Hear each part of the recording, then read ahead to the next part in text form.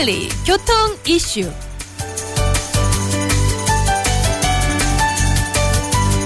한 주간의 교통 이슈를 짚어봅니다. 위클리 교통 이슈 김경배 교통전문위원과 함께합니다. 네, 안녕하세요. 네, 안녕하십니까. 반갑습니다. 자, 오늘은 네. 어떤 소식들도 준비하셨나요? 네, 먼저 반갑지 않은 소식입니다.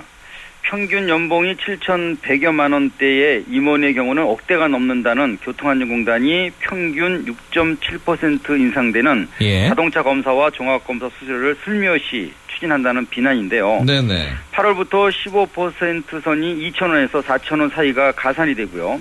또 배출가스 정밀검사가 추가되는 종합검사도 많게는 4,000원 정도 부담을 주는 만큼 민간 검사장보다는 5,000원 이상이 싸더라도 5만 1,000원에서 약 5만 4,000원 정도로 오르는 셈이 되기 때문입니다.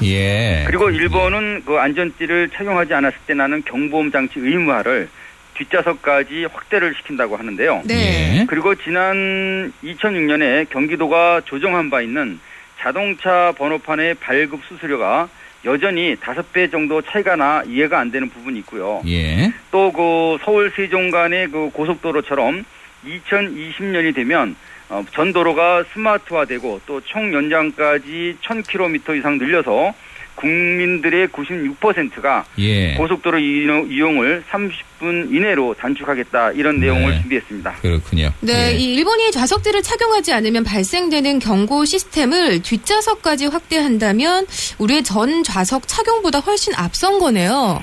그렇습니다. 강제성이 있으니까요. 고속도로와 자동차 전용도로 구간에만 적용해오던 전좌석 착용을 우리는 지금 일반 도로로 확대하고 있으니까 우리와의 차이가 좀 큰 편입니다.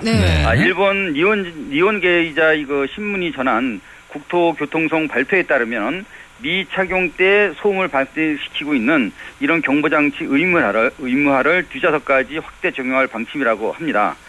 현재는 대부분의 국가들도 우리들처럼 그 운전자와 옆좌석 탑승자가 좌석 안전띠지를 매지 않았을 경우 주행 때 경보음 울려서 경고를 해주고 있습니다. 그런데 앞으로는 그 뒷좌석 탑승자까지 체크를 하고 착용하지 않았을 때는 시끄러운 그 경보음을 울려서 운전자와 전 탑승자에게 이 착용 사실을 알리고 강요를 하겠다 이런 취지로 보여집니다.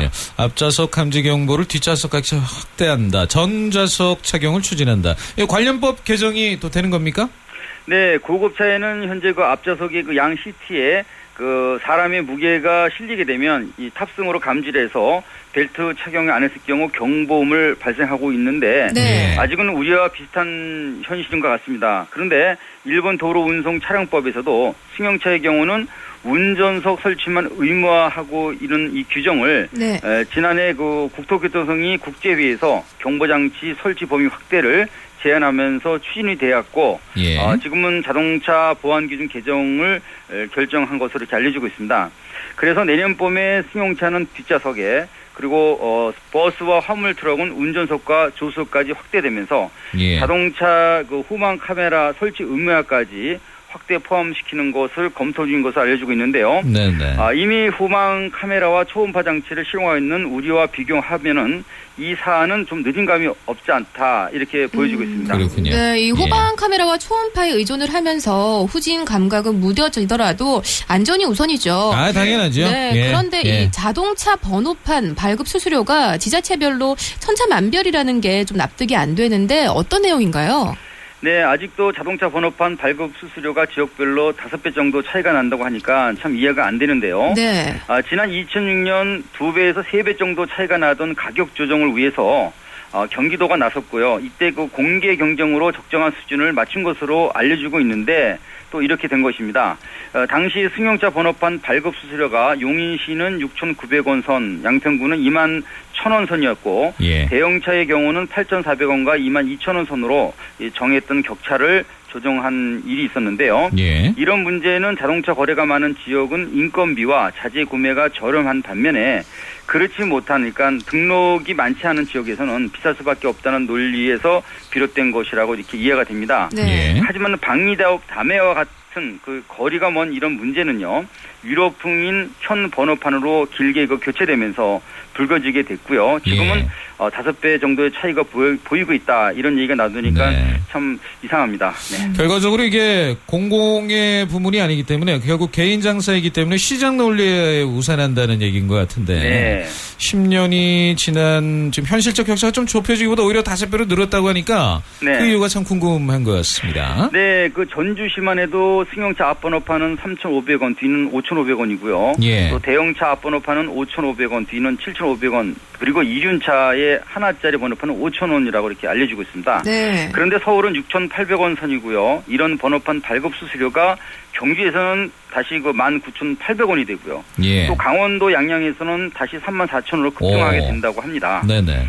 또 경기도 고양시에서는 같은 번호판인데도 2배에 가까운 12,000원이나 되는데요. 네. 10년이 지나도 변하지 않는 문제의 핵심은요. 지금도 번호판 제작 업체가 수수료를 직접 정하는 데 있다고 볼 수 있겠습니다. 그렇네요. 이 업체들은 뭐 인건비와 제작 수량을 감안해서 정한 합리적인 가격이라고 하겠지만 사실 수수료를 정할 수 있다는 게 정말 문제가 아닌가 싶거든요. 예. 맞습니다.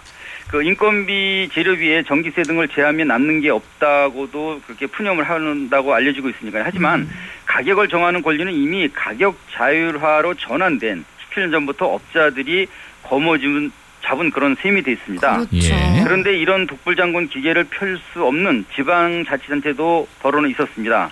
11,000원이던 그 대전시의 경우는요, 가격 경쟁 공개를 통해서 예. 이 서울보다 400원이 싼 6,400원으로 낮췄고요. 경기도와 성남시는 그 2012년부터 직접 제작을 하고 있기 때문인데요. 네. 네네. 전문가들의 견해도 말씀처럼 그 자동차 번호판은 국가 공기호인 만큼 예. 국가가 관리해야 한다는데 모아지고 있습니다. 저희가 생각해도 상식적으로 그럴 것 같은데요. 예. 공시 가격이 있어야지 그럼 뭐 중구난방으로 가격이 천차만별이면 그렇죠. 소비자 입장에서 좀 헷갈릴 것 같고요. 어쨌든 불법 유출만이 아닌 수수료 관리 필요하다는 말씀인 것 같습니다. 네. 자, 이번에는 2020년을 목표로 고속도로 길이가 1,000km 연장이 된다면 정체 현상도 이제 당연히 줄어야 될 텐데 어떻게 기대를 해도 좋겠습니까? 어떻습니까? 예, 지금 현장으로서는 기대할 만하죠. 네. 정부의 계획은 그 2020년까지 총 연장을 5,131km로 늘리고요. 예. 또 전 구간에는 차세대 지능형 교통체계를 설치하겠다 이렇게 발표를 했으니까요. 지난 13일 국토교통부는 공청회 현장에서 이런 내용의 제1차 국가도로 종합계획안을 발표를 했고요. 네. 예. 국가도로 종합계획안은 그 도로정책 기본 목표와 추진 방향을 담은 도로 분야의 최상위 법인 만큼 1,000km 정도를 늘리고 또 세종 서울 간에 현재 추진하고 있는 스마트 기술을 접목시키는 것도 좀 더 예. 빨라질 수 있지 않나 이렇게 판단이 되는 부분입니다. 네네. 결과적으로 2020년을 목표로 한 그 지능형 도로는 소통만 빨라지는 게 아니고 사고까지 방지하고 줄일 수 있는 어떤 방안이 아닌가 싶습니다. 그렇군요. 예. 이 고속도로 상황을 실시간으로 감지하고 알려주는 차세대 지능형 교통체계가 구축이 된다면 정말 실현할 수 있는 가능 현실이 될 것 같은데요.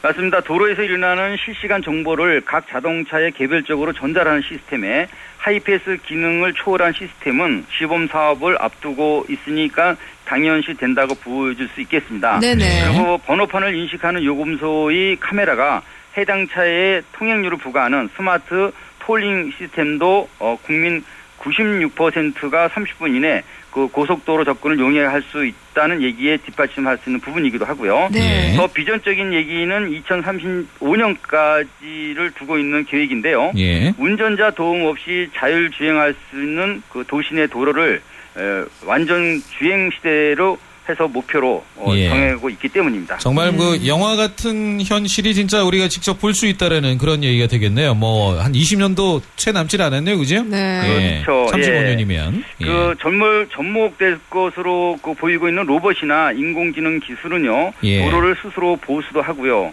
또 층층이 다층식으로 자동차가 달리기도 하니까요. 뿐만 아니라 예. 고층 빌딩과 그 빌딩 사이에는 교량 역할을 한다고 하니까 진짜 SF 영화에서 본 한 장면과 같다고 이렇게 연상이 됩니다. 정말요. 예, 예. 네. 네. 예. 이런 국가도로 종합계획에는 전기 자동차가 도로를 달리는 과정에서도 예. 자동 충전되는 무선 충전 기능도 미래도로 보관으로 이렇게 제시가 되고 있고요. 그렇군요. 8월 중에 확정 고시한다고 하니까 그래요. 좀 기대가 많이 됩니다. 예. 그렇네요, 정말. 정말 네네. 기름값 걱정 없이 살 날이 이제 불과 얼마 남지 않았다는 생각이 드는데 좀 빨리 현실에 또 반영이 됐으면 좋겠네요. 네. 네. 자, 오늘 말씀 잘 들었습니다. 네, 고맙습니다. 고맙습니다.